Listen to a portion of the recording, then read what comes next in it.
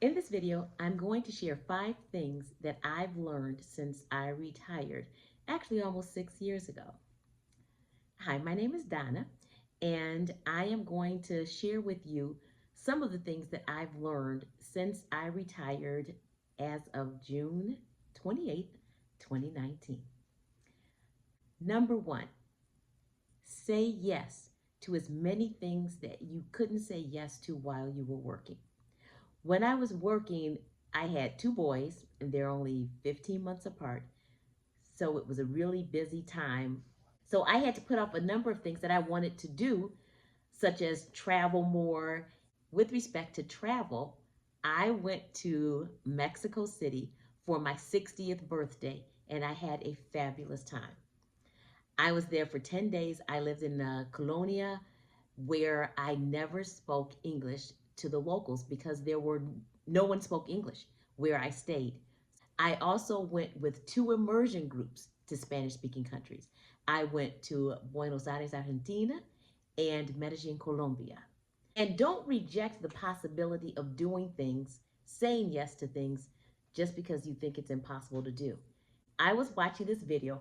I hope I get the name right. I think his name is Lane Martinson, and he has a financial channel. And he was talking about when he and his wife, they were young and their children were young, and they wanted to buy their first house. They didn't have the money for a down payment. So they were trying to think of creative ways to be able to raise that money so that they'd have a down payment for a house. And the wife was a person who loved taking care of seniors. They thought, if we could find a family that needed someone to take care of their elderly person and we can live with that family, we'd be able to save the money that he was making working for a down payment for a house. Well, guess what? That's what they found. They found this family and they moved into the house with the senior person, and his wife took care of that person for almost a year, and they were able to save the money for the down payment for a house. There's so many possibilities if we just think outside the box. The other thing that I wanted to do when I was working was to become more involved with my community. And I wasn't able to do that the way I wanted to. I tried to do it. I was a parent representative at my kids' high school on one of their committees. I did it for a year, and it was so hard for me to make the meetings because by this time, my boys were in high school and they were in taekwondo. One of them is a cellist, so he had orchestra practice, chamber group practice during the week. Between the two of them, I had to be someplace dropping somebody off or picking them up Monday through Saturday. It was really hard for me to do it. So I did it for 1 year and I wasn't able to do it after that.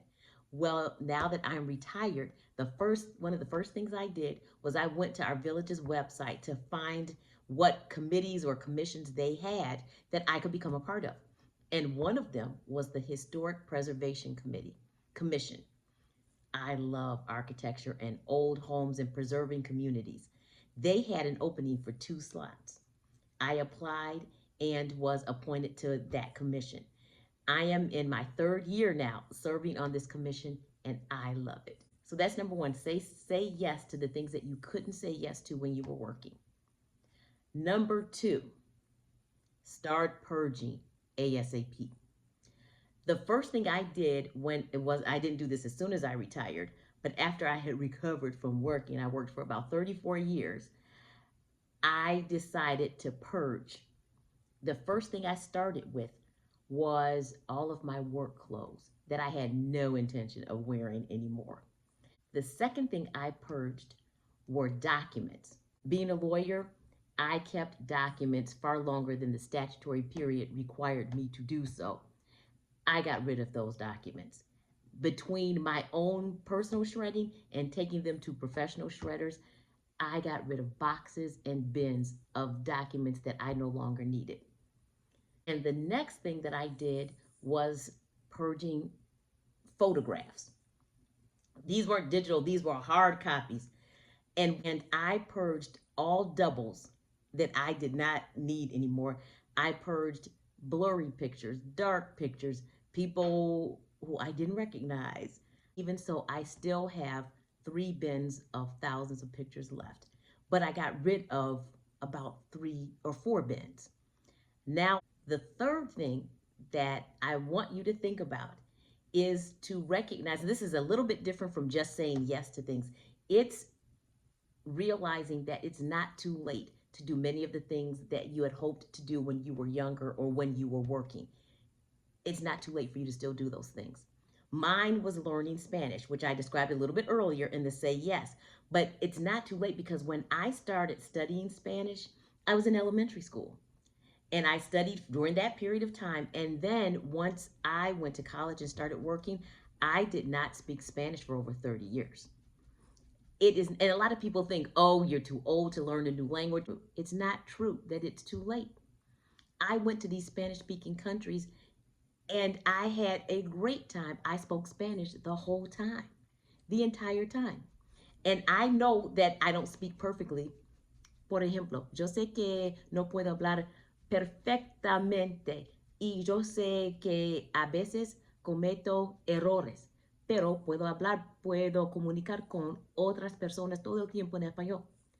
I know that I don't speak it perfectly. I don't speak Spanish perfectly, but I can communicate with Spanish speakers. It's not too late for you to pursue those things that you didn't have a chance to pursue or you didn't have the time to pursue when you were working. Number 4, foster relationships. I have a really big family and we are very close. But when we were all working, it was really hard to get together. One of the ways that we were able to see each other, at least a good number of us were able to see each other frequently, was because we went to the same church. So we would see each other at church and we would see each other after church because my aunt and uncle had dinner at their house every Sunday after church. My sister and 2 of my cousins, we go out to lunch quarterly to different restaurants, and it is really fun. We do this every 3 or 4 months, and we just have a wonderful time. Number 5, structure your day. This was something that I didn't really think about until a few months before I retired. I was reading an article. I read this article, I think it was like February of 2019, and I retired in June. That article made me think about how I wanted my day to look once I retired. And one of the things that kept me structured was the fact that I have a dog. And I had to take him out every morning at like 6:30, 7 o'clock. So that kept me getting up in the mornings and starting my day because I walk for an hour in the morning. That didn't change when I retired. And what I realized was once I got up to take him out, even after I was retired, I never went back to bed. I just started with the next thing I needed to do once we came back home. And I found that I got so much done by noon every day because I was up and moving early in the morning. One of my other cousins told me this before I retired. She had already retired. And she was telling me to make sure that you had something to do in the mornings to get you up and moving. In my case, I already had that. But she was telling me what ended up happening to her was that she was in the bed until like 9 o'clock, 10 o'clock, because she didn't have to get up to go to work. So those are the 5 things that I have learned since I retired. Number 1, say yes to those things that you weren't able to say yes to when you were working. Number 2, purge the things that you no longer need. Clear out those things that aren't serving you anymore. Number 3, it is not too late to do many of the things that you wanted to do when you were working and you now have time to do them now. Do them in those go years. Do them while you're healthy and strong and you're able to do more things now that you may be able to do in 10 or 15 years from now. Number 4, foster relationships. And number 1, make sure you have a structure to your day, whatever that looks like, but it's something that you're doing consistently so that you're able to accomplish those things during the day that you want to accomplish. Now, those are my 5 things, but I do have a few kind of like bonus or suggestions for you to think about during your retirement or before you retire. Some of those trade-offs that article I was telling you about that I was reading talked about when you're working, you have a purpose. You know who you are and you're able to describe yourself or define yourself easily because you have this job that has certain tasks that you do. So you know your skill set. When you retire, sometimes you may feel like, okay, well, what's my purpose now? Your new purpose in retirement could be similar to what you were doing when you were working, because some of those skills you can transfer to some of the things you want to do while you're in retirement. You may have had power and influence when you were working, and when you retire, if you haven't thought about it, when you suddenly don't have that same power or influence, or at least not in the same way, you may feel like, well, what am I doing now? Like, what is my purpose now for these next 10, 20, 30 years? So this article that I was reading, this person was in the tech field, and he was in middle management.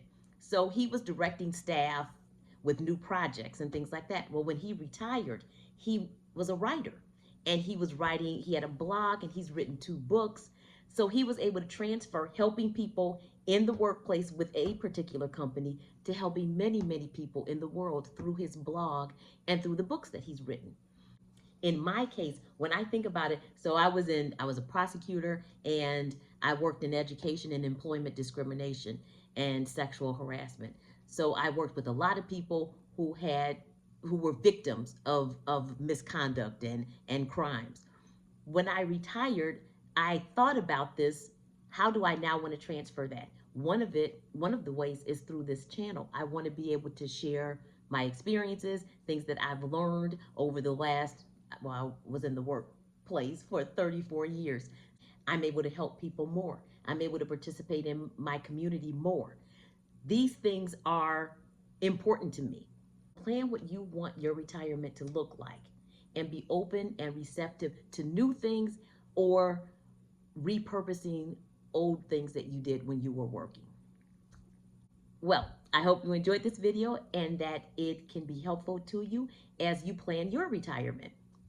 If you've already retired, tell me some of the things that you did to make that adjustment from working to retirement, and how that has helped you fulfill your purpose in retirement. I'd be delighted if you hit the like button if you enjoyed this video, and also subscribe to my channel. I would love that. Until next time, ciao for now.